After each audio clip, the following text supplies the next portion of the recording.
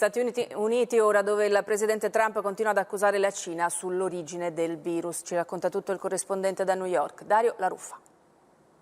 Il presidente degli Stati Uniti torna all'attacco di Pechino e a ipotizzare che il coronavirus sia nato nel laboratorio cinese di virologia di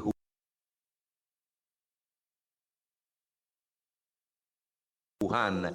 Deve essere successo qualcosa di terribile, può essere stato un errore oppure qualcuno lo ha fatto di proposito. Trump parla di alto grado di fiducia sull'origine del virus in laboratorio. L'agenzia Reuters riporta di una sua risposta: sì, le ho viste in merito alle prove. In conferenza stampa il presidente afferma: non posso parlare oltre. La direzione nazionale dell'agenzia che coordina i servizi segreti americani scrive in una nota: ad ora concordiamo con il largo consenso scientifico sul fatto che il coronavirus non sia stato fabbricato dall'uomo o geneticamente modificato.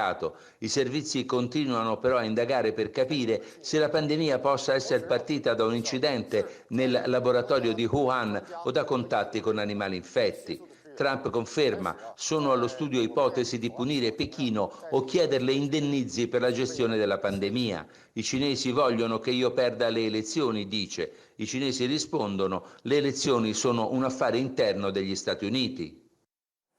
Tutto il mondo